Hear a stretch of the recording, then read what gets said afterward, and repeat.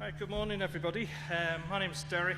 I'm an amateur radio operator. My call sign is Golf 7 Lima Foxtrot Charlie. And I'm Rebecca. I'm part of the RSGB Youth Committee, which is a youth committee for looking after young amateur radio licensees. My call sign is M6BUB. This morning we want to give you a bit of a brief introduction to amateur radio. This isn't going to be a very heavy technical session or anything like that. This is more of an introduction to amateur radio and what amateur radio operators do. The title of the talk is Communicating Around the World Without Using the Internet, which is what the basis of an awful lot of amateur radio is. Some amateur radio is based on developing internet-based communications technologies and things like that. But we're specifically more interested in the non-internet based side of amateur radio.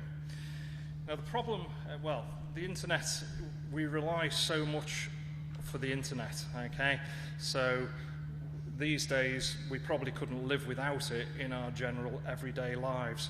So we're watching TV on it at home, we're doing our banking on it, we're maintaining security systems, we're using voice communications at home, and some of us are even running internet-based software, so we're running things like webmail, we're running things like Google Docs and things like that for all our word processing. So we rely on the internet for an awful lot of our everyday lives. Now the problem with the internet is that it's not reliable. How many people have BT as their internet provider? Oh, only a few, okay. A couple of weeks ago, BT's hubs went down and the vast majority of BT internet customers couldn't get access to the internet. For them, that meant no watching TV, it meant no email access. For young people like Rebecca, it meant no getting on the internet and doing the stupid chatting they do over the internet with their mates. Life was destroyed for 2 days while BT got themselves back on the air. But it's not just us at home who are affected by these sort of things. Does anybody recognize this photograph? Anybody know what it was? Sorry? Yeah. 2009, we live up in Lancashire, we're very, very close to Cumbria. In 2009, Cumbria was absolutely deluged with heavy rain and things like that, and many, many bridges got taken out. And what you can actually see in that particular video is strung across the actual bridge are a lot of wires. Now, some of those are support wires for those three little guys trying to actually get across the water there. Others of them are electricity cables, communications cables, and internet infrastructure. The problem was that an awful lot of the communications for Cumbria was wiped out when these bridges went down. Now that didn't just affect us at home, it didn't just affect businesses, more importantly, it actually affected the emergency services. Because most people don't realise that when a police officer gets on his radio, he's not talking direct to the police station or anything like that. He's talking to the local mast, and then his voice communication goes over the internet to police headquarters where it gets dealt with. So when things like this happen, then the actual emergency services can't communicate either, and they don't have a backup. There is no backup for this failure in communications.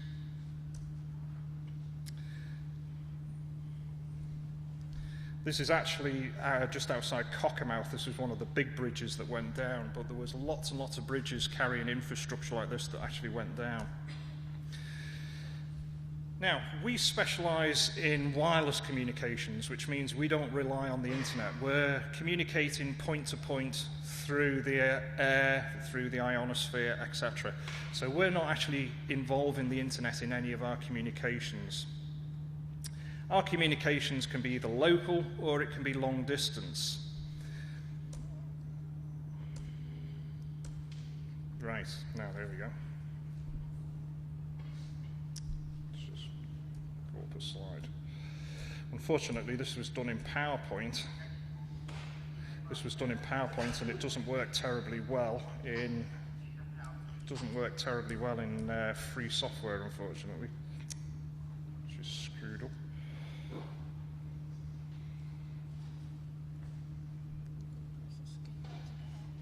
Sorry, I need to do a quick reboot. Sorry, do apologise. Where are we?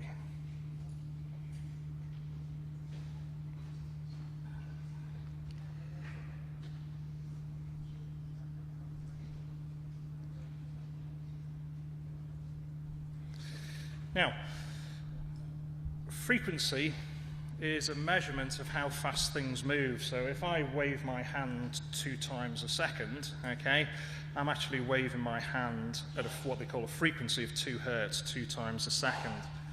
And that's exactly, if I was to be able to wave my hand at, say, 20 times a second, then some people would actually be able to hear the sound, the actual waves, the air disturbance that's actually created, because that's at the bottom of our human hearing frequency. So anywhere between 20 hertz and 20 kilohertz, a good hearing person could be able to hear it, okay?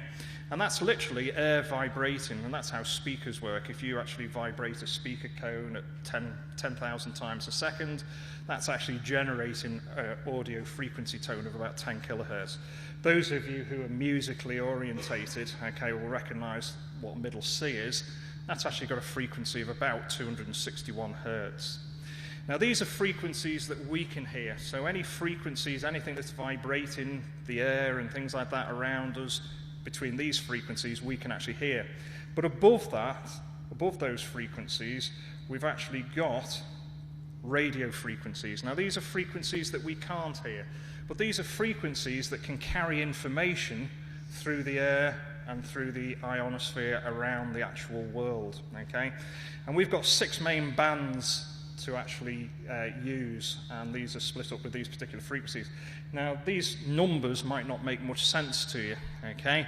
But if we actually replace them with actual descriptions, so those of us who are old enough to remember what long wave is, or cricket fans, any cricket fans amongst us?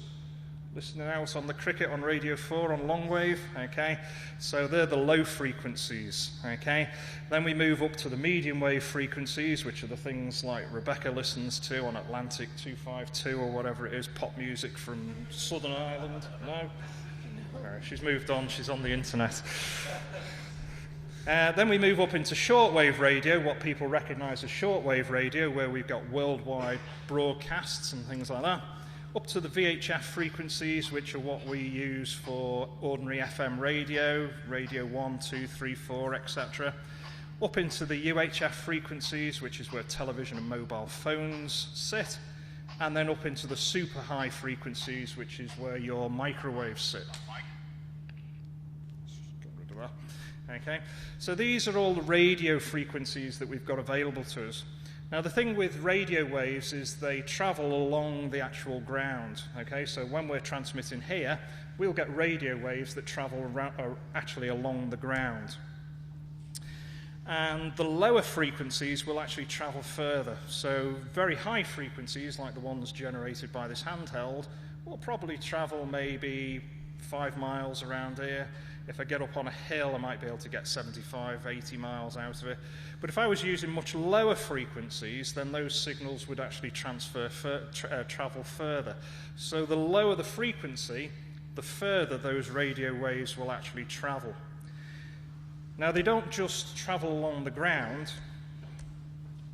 They also go out into the air around us and the atmosphere around us. Now, sitting above us, about 50 kilometers, is something called the ionosphere, which is a dense level of gases. And the low frequencies will actually bounce off this ionosphere. And you can actually see in the diagram there's actually the red line. That's a low frequency, sort of frequency that we're transmitting on in the tent outside with the big vertical antenna. And those signals will actually hit the ionosphere, bounce back down to Earth, and anybody in the zone where that signal hits the Earth can actually receive the signal. Sometimes that signal will actually bounce back up again into the ionosphere, and we'll actually get what we call multiple hops. So we can actually transmit right the way around the world using multiple hops. The VHF signals, the higher signals, unfortunately, they actually pass right the way through the ionosphere, so they don't get reflected. So these sort of signals that are generated by these transmitters, they won't get bounced around the Earth, they'll go straight out into space. So I guess if you're sitting on the next shuttle to Venus in about 60 years, you may well be able to hear some of us amateur radio operators calling CQ. It's not an issue, though, because what we do have is we've got satellite. So those VHF signals that actually pass through the ionosphere, they can actually get reflected by satellites. So we can actually reflect those as well, but we're using an artificial reflector, satellite, to actually bounce the signals back down to Earth. So this is what we as amateur radio operators do, and this is why we call it communicating around the world without the internet. The internet is always seen as the modern, must-have piece of technology for communication. Unfortunately, it doesn't always work, and this is a fallback system, and this is what a lot of amateur radio operators experiment with. So, not all amateur radio operators are geniuses. I'm certainly not a genius. However, a lot of amateur radio operators experiment with wireless communications. So they'll experiment with normal radios. They'll experiment by developing wireless communications and technology and systems. So they'll create their own kind of thing and experiment to see if it works and how they can fine-tune it to create it and make sure it's even better. They'll use wireless to communicate with other amateur radio operators around the world. So if there was someone in Brazil, you could speak to them. Where did we get? We got to... The furthest we transmitted to yesterday, HF conditions weren't brilliant. The furthest we got yesterday was Greece and Turkey, I think it was yesterday. But if conditions are brilliant, you can get to Brazil, America, places like that. And there's lots of different areas of amateur radio, so you can vocally talk to people. You can do keyboard to keyboard, so basically type into people. You can use satellites to bounce off and enhance your signal. You can use Morse code, which is basically a series of dots and dashes that are formed to create words, numbers, and sentences. Well, a lot of people actually think Morse code is a very, very old-fashioned method of communication and that it's actually on the way out. Certainly the military have stopped using it. They made a policy many years ago, stopped using it. However, they're very slowly reintroducing it because they've now realized that when the satellites go down, when the internet goes down, nothing actually gets through better than Morse code. What you will find when you're listening to HF signals is voice signals get very easily distorted, and it's really difficult to actually hear what somebody's actually saying. Listening to a tone, a da or a dit, your human brain can actually do error correction on the actual das and dits that you hear. So you actually find that Morse code actually is slowly coming back into the military because it's one of the few modes of communication that actually still works properly.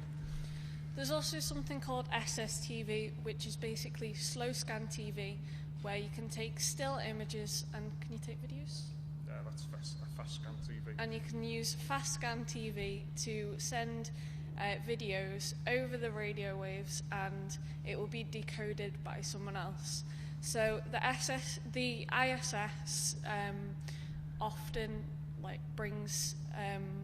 has a SSTV kind of, what's it called? Yeah, we were last year. The International Space Station was actually transmitting slow scan TV transmissions, and anybody with a receiver could actually hook it up to tune it to the right frequency and actually receive those signals and actually decode the actual images that were being transmitted.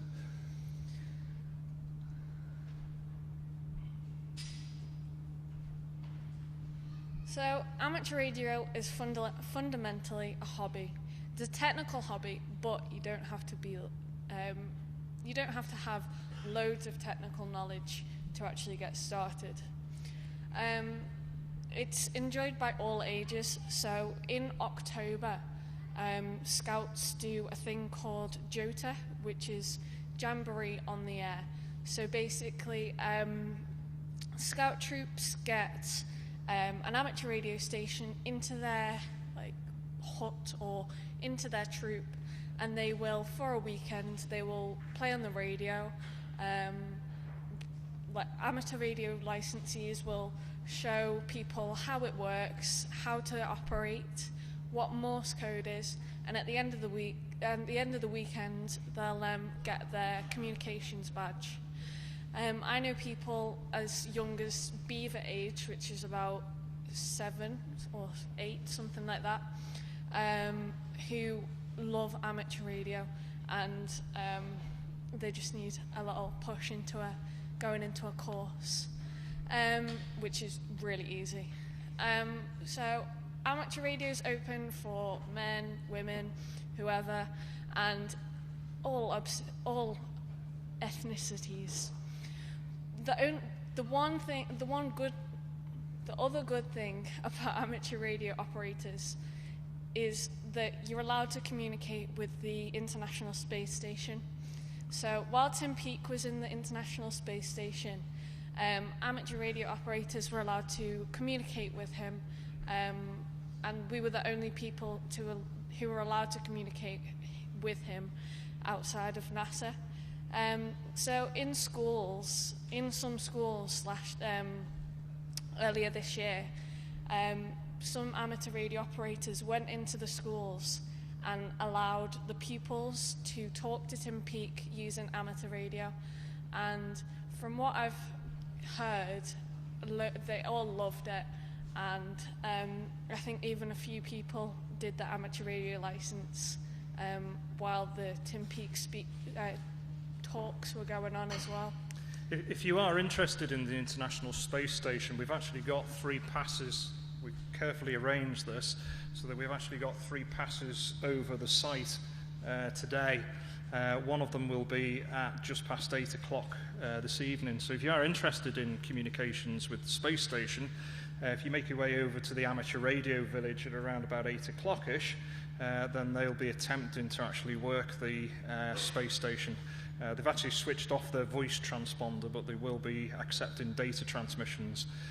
So it's a good opportunity to actually see a ground station, a satellite ground station in action later on this evening.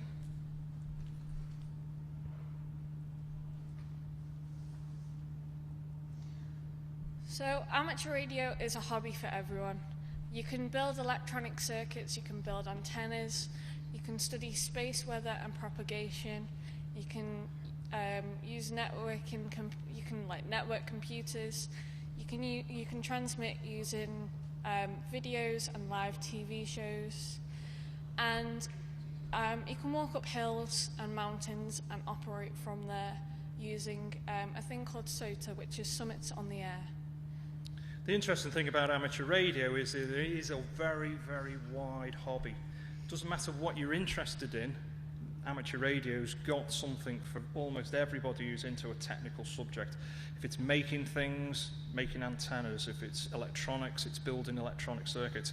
We've currently got a guy experimenting at the moment using Arduino and little transmitter, 1 centimeter squared transmitters, actually building handheld transceivers like these for about 20 quid using Arduinos and little 20 centimeter transmitter boards.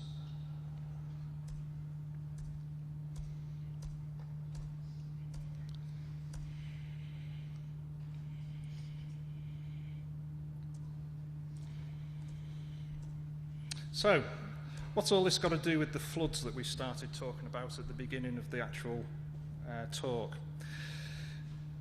Unfortunately, when the bridges did go down and the cables were broken and the internet stopped working and the radio communications failed for the emergency services, it was actually amateur radio operators that were called in to actually set up the wireless communication systems on a temporary basis while BT got themselves sorted out.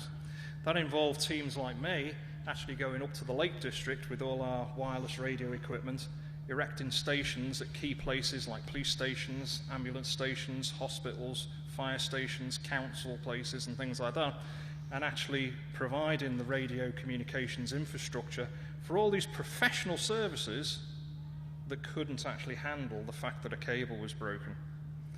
So I actually belong to an organisation called RAYNET, which is the Amateur Radio Emergency Network, and we're a team of volunteers that actually go in and provide this infrastructure. Now this is the last time I'm using free software.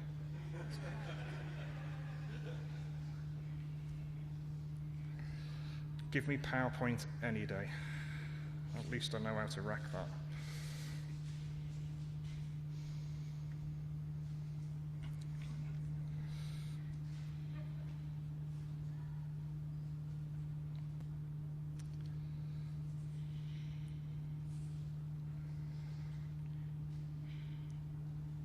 Right.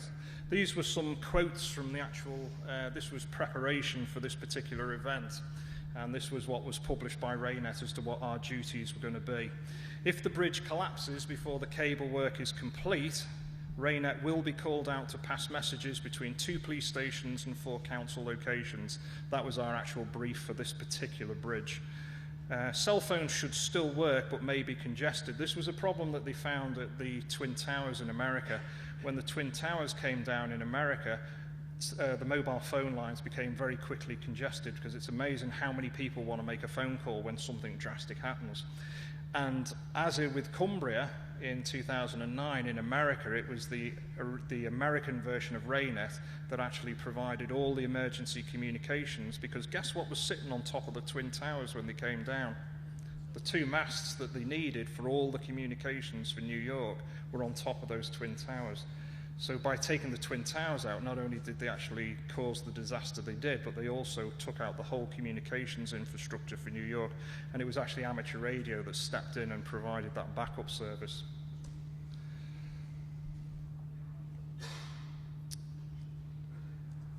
There we go. The public have been told that if they require emergency services, they can go to one of our designated 4 locations, which were amateur radio stations, and a radio operator will summon them. RAYNET will be manning continuously for possibly 9 to 14 days. It actually turned out we had guys up there for 21 days while British Telecom sorted themselves out. So amateur radio stepped into the breach with the technology that was needed for that particular time. So while a lot of people think the internet is the bee's knees in communication, wireless communication is, at the end of the day, the one thing that doesn't fail. It's generally always working. If you're actually interested in making things, if you're interested in social networking, if you're interested in even an exciting career, there's lots of engineers here, there's lots of techie people here who are already involved in the industry. But amateur radio does serve as a good jumping off point for young people that want to get into an engineering career. We're available on a stand just outside here, GB8EMF, where we're running a radio station, and there's also guys down in the Amateur Radio Village which you can come and have a chat with if you're interested in any of these subjects. If you're interested in getting into amateur radio itself, it's very, very easy. The entry level to amateur radio is a 2-day course with a 27-question test at the end of it, and at the end of the test you know whether you've passed or failed. It's a very, very easy hobby to get into. Once you get into it, it's hugely addictive. That's the problem. I actually saw a radio, there was an advert in an American magazine, and it was a brand new HF receiver, and the actual advert was called the divorce maker. Because once you get into amateur radio, it is really, really capturing, and you really get involved with it. So that's amateur radio. Hopefully that's been of interest to you. And as I say, if you want to come and speak to anybody about amateur radio, wireless communications, please come and see us on the stand outside GB8EMF or at the Amateur Radio Village. Thank you.